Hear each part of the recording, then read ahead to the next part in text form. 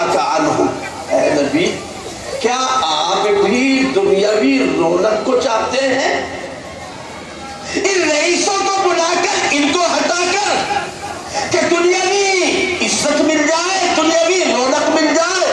نہیں نہیں اے پیغمبر، لا تطع من اغفلنا قلبہ عن ذکرنا، جن لوگوں کے دلوں پر ہم نے مہر لگا دی ہے، اللہ کی یاد سے جن کے دل غافل ہیں، گناہوں کی سیاہی ان کے دلوں پر تہوں پر تہے جم چکی ہے، ایسے لوگوں کے آپ چکر میں بالکل نہ آئیے، ان کی بات پر دھیان نہ دیجیے، ان کی بات کو نہ مانیے۔ اللہ پاک نے بڑے سخت انداز میں، بڑے چیلنج کے ساتھ اعلان کر دیا، فرما دیا فمن شاء فلیؤمن ومن شاء فلیکفر، ان کا جی چاہے ایمان لائے، جی چاہے کافر رہے، جہنم میں جائے، گڈھے میں گرے، آپ اس کے ٹھیکیدار نہیں۔ ما من حسابک علیہ من شیء وما من حسابک علیہ من شیء فتترکہ فتکون من الظالمین۔ اللہ پاک نے دوسرے موقع پر سورہ انعام میں اسی مضمون کو بیان فرمایا، اے پیغمبر آپ کی ذمہ داری نہیں ہے ان کے اوپر، اور نہ ان کے ذمہ آپ کی ذمہ داری۔ ایمان لاتے ہو لائے، نہ لاتے ہو بھاڑ میں جائیں، جہنم میں جائیں، لیکن ان کے ایمان کی وجہ سے کہ یہ ایمان لے آئیں گے، آپ ان صحابہ کو اپنے سے الگ کر دیں اور ان رئیسوں کی، ان سرداروں کی بیٹھک اور مجلس الگ بنا لیں۔ اللہ پاک کو یہ بات بالکل گوارا نہیں ہے، چاہے یہ کہیں جائے من شاء فلیؤمن ومن شاء فلیکفر، جس کا جی چاہے ایمان لاتا ہو لائے، جس کا جی چاہتا ہو ایمان نہ لانا نہ لائے، چاہے کہیں مرے کہیں جائے، کسی گڈھے میں گرے، لیکن صحابہ کو اے پیغمبر آپ چھوڑیے مت، اپنے آپ سے، اپنے آپ کو ان سے الگ مت کیجیے۔ یہ ہے مقام صحابہ، یہ ہے شان صحابہ۔ اللہ کے یہاں ان کا کتنا اونچا عظیم مقام ہے۔ اللہ پاک نے بے نیازی ذکر کرتی ہے، ہم ان کے ایمان کے محتاج نہیں ہے، چاہے ایمان لائے نہ لائے، یہ مخلص ہیں، ہمارے نام لینے والے سچے ہیں، ان کی سچائی میں کوئی جھول نہیں ہے، یہ پکے فدائی اور شہدائی اور مخلص ہے۔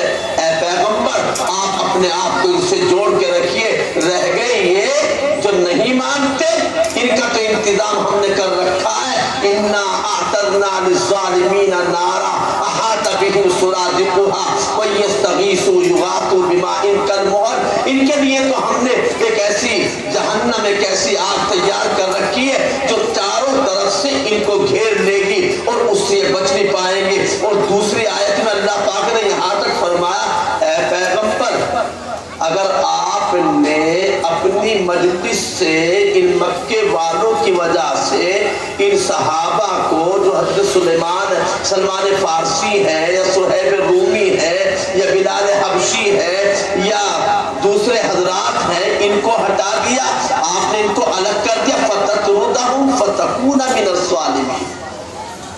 اگر آپ نے ان کو ہٹا دیا فتکون من الظالمین، تو آپ بڑا نامناسب کام کرنے والے ہوں گے، اللہ پاک کو یہ کام اچھا نہیں لگے گا، بڑا نامناسب ہوگا۔ ہاں ہم نے بھی تو ایک انتظام کیا ہے، وَكَذَلِكَ فَتَنَّا بَعْضَهُمْ بِبَعْضٍ لِيَقُولُوا هَٰؤُلَاءِ، ہم بھی تو اسی طرح آزماتے ہیں، ہم نے اس کو آزمائش کا ذریعہ بنایا کہ دیکھیں کون آدمی مخلص ہے، کون ایمان لاتا ہے، کون نہیں لاتا ہے، ایک کو دوسرے کے لیے آزمائش کا ذریعہ ہم نے بنایا ہے۔ تو میرے محترم بزرگوں اور دوستوں، صحابہ کرام کا تذکرہ عین دین ہے، قرآن مجید کا وظیفہ ہے مدح صحابہ۔ اللہ پاک نے جگہ جگہ صحابہ کرام کی مدح فرمائی ہے، صحابہ کرام کے مقام تو اللہ پاک نے ذکر فرمایا۔ صحابہ کرام کو اللہ نے دین اسلام کی گاڑی کے انجن کا ایندھن بتلایا، کیوں بھئی جس طرح کوئی ریل گاڑی بغیر ڈیزل کے، بغیر پیٹرول کے، بغیر ایندھن کے نہیں چلتی، اسی طرح صحابہ کرام کے بغیر دین کی گاڑی آگے بڑھ ہی نہیں سکتی ہے۔ اور اس چیز کو منافق سمجھتے تھے۔ منافق یہی تو کہتے تھے کہ جو یہ نبی کے ساتھ میں رہتے ہیں، ان نبی کے ساتھ والوں کا خرچہ پانی بند کر دو، اسے روک دو۔ لا تنفقوا على من عند رسول الله حتى ينفضوا ولله خزائن السماوات والارض ولكن المنافقين لا يفقهون۔ جب ان کو کھانے پینے کو نہیں دیا جائے گا، نبی کے پاس سے الگ ہو جائیں گے، نبی کے پاس سے الگ ہو جائیں گے تو ان کا دین رک جائے گا۔ یہ صحابہ دین اسلام کے پھیلنے کا ذریعہ ہے، صحابہ ہم تک دین اسلام کے پہنچنے کا واسطہ ہے۔ صحابہ کرام کے بغیر دین کی کوئی بات ہم تک نہ پہنچی ہے، نہ پہنچ سکتی ہے۔ اسی لیے ہم صحابہ کرام کا بار بار ذکر کرتے ہیں، اس لیے ذکر کرتے ہیں کہ یہ نبی کی محنتیں ہیں، یہ نبی کا فن ہے، یہ نبی کی محنتوں کا فن ہے، یہ نبی کے شاگرد ہیں، اور یہ نبی کے براہ راست فیض یافتہ ہیں۔ نبی کے سامنے بیٹھ کر کے انہوں نے اپنی زندگیوں کو بنایا، اپنے اخلاق کو سنوارا، اپنے اعمال کو سجایا، اپنے عقائد کو بنایا ہے۔ اس لیے صحابہ کرام کے تذکرے کے لیے یہ اس جلسے کا اہتمام اور انتظام کیا گیا۔ آج 4 محرم ہو چکی ہے، 4 جلسے یہاں پر ہو چکے ہیں، باقی انشاءاللہ دوسری مجالس بھی سلسلہ وار اسی طریقے سے چلتی رہیں گی، اور ہم مختلف انداز میں صحابہ کرام کی قربانیوں کو، صحابہ کرام کی سیرتوں کو، صحابہ کرام کی محنتوں کو، صحابہ کرام کے مقام اور مرتبے کو قرآن کی روشنی میں، حدیث پاک کی روشنی میں سنتے رہیں گے۔ اللہ کے رسول صلی اللہ علیہ وسلم نے نہ معلوم کتنی انگنت بے شمار حدیثیں ہیں، کبھی آپ نے ایک صحابی کا نام لے کر، کبھی آپ نے مجموعہ صحابہ کا نام لے کر ان کے مقام کو بتلایا۔ اللہ فی اصحابی لا تتخذوهم غرضا من بعدی فمن احبهم فبحبی احبهم ومن ابغضهم فببغضی ابغضهم اصحابی کالنجوم۔ آپ نے ارشاد فرمایا کہ دیکھو میرے صحابہ کے بارے میں اللہ سے ڈرتے رہنا، اللہ سے ڈرتے رہنا، میرے بعد ان کو نشانہ مت بنانا، میرے بعد ان کو نشانہ مت بنانا۔ کیوں؟ اس لیے کہ جو صحابہ سے محبت کرتا ہے دراصل وہ مجھ سے محبت کرتا ہے، اور جو صحابہ سے بغض رکھتا ہے دراصل وہ مجھ سے بغض رکھتا ہے۔ جو صحابہ کو ستاتا تکلیف دیتا ہے وہ مجھے تکلیف دیتا ہے، اور جو مجھے اذیت پہنچاتا ہے وہ اللہ کو تکلیف دیتا ہے، اور جو اللہ کو تکلیف دیتا ہے ان قریب وہ اللہ کی گرفت میں آئے گا، وہ پکڑا جائے گا۔ اللہ پاک ہمیں صحیح طریقے پر صحابہ کرام کے مقام کو، ان کے مرتبے کو سمجھنے کی توفیق عطا فرمائے، اور یہ جاننا ہمارے لیے اللہ پاک آسان فرمائے کہ صحابہ کرام کے بغیر ہرگز ہمارا دین ناقص ہے، بلکہ بالکل نہیں ہے۔ ہمارا دین صحابہ کرام کے بغیر مکمل نہیں ہے۔ اللہ ہم کو یہ سمجھ عطا فرما دے، آمین۔ وآخر دعوانا الحمدللہ رب العالمین۔ اللهم صل على محمد وعلى ال محمد كما صليت على ابراهيم وعلى ال ابراهيم انك حميد مجيد۔ ربنا اغفر لنا ولاخواننا الذين سبقونا بالايمان ولا تجعل في قلوبنا غلا للذين امنوا ربنا انك رؤوف رحيم۔ ربنا ظلمنا انفسنا وان لم تغفر لنا وترحمنا لنكونن من الخاسرين۔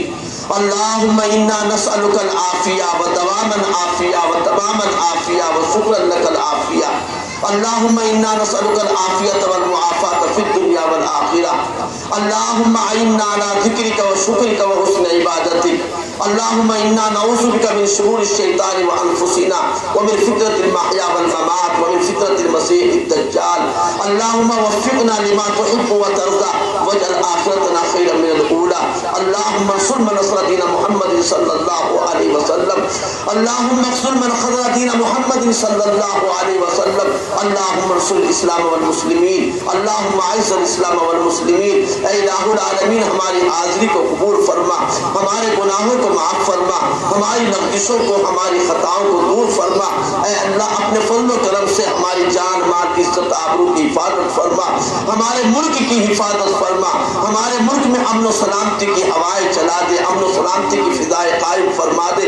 اے اللہ ہمارے بچوں میں دین اور ایمان کو جاری و ساری فرما دے۔ اے اللہ صحیح طریقے پر زندگی گزارنے کی ہم کو توفیق عطا فرما دے۔ تمام بری باتوں سے، برے کاموں سے اور برے سوچوں سے اور برے راہوں سے ہم سب کی حفاظت فرما، ہمارے بچوں کی حفاظت فرما، دین پر استقامت نصیب فرما، صحابہ کرام کی محبت ہمارے دلوں میں پیدا فرما، ان کی عظمتوں سے ہمارے قلوب کو سرشار فرما۔ اے اللہ پوری امت کی طرف سے ان محسنین کو اس کا بہترین بدلہ عطا فرما۔